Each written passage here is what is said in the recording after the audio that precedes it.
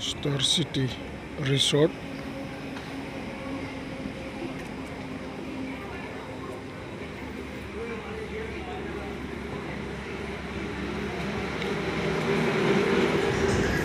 Barmayao dong logofor Barmayao Barma.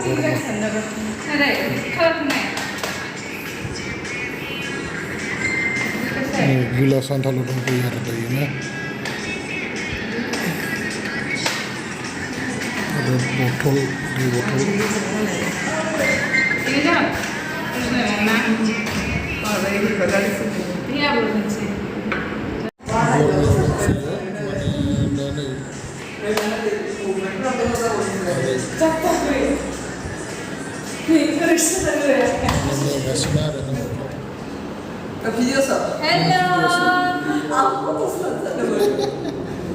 Hotel mana restoran open punya.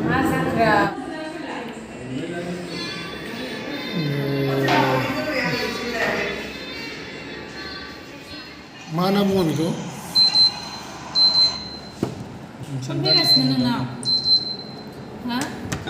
Berai, leng mana lagi agak?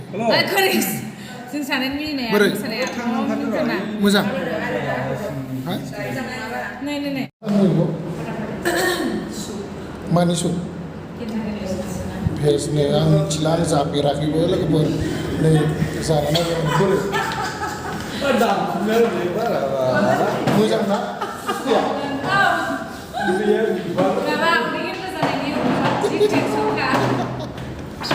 Malah foto la baik sih.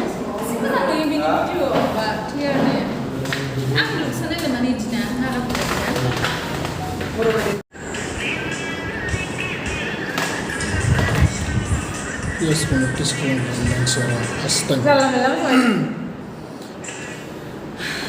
Gasi beri di sana. Mas lagi ini boleh clear na? Para muzang mana? Seminyo.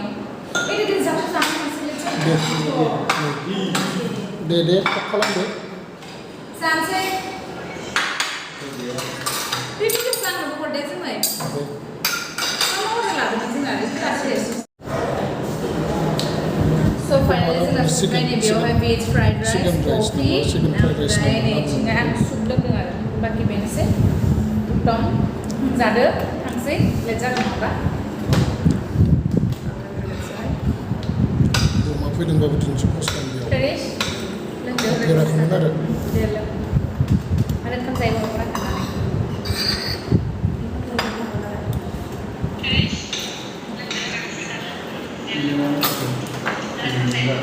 Jasihorbai.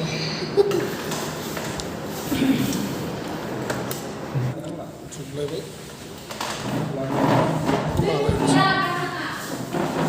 Khlmbai thang lain sih. Khlmbai.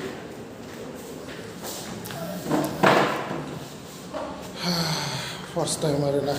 Coffee so film dah macam ni. Thang bai thang lain sih.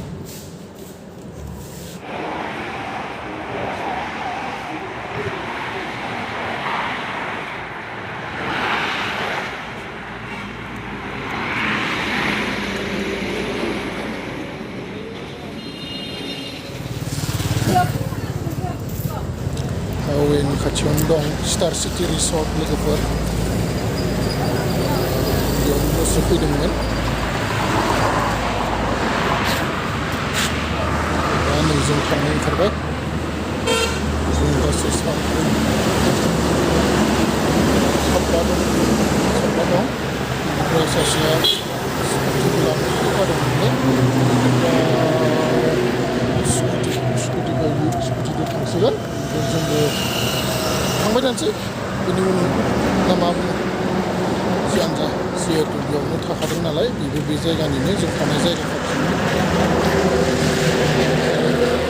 sudah awal yang mudah sih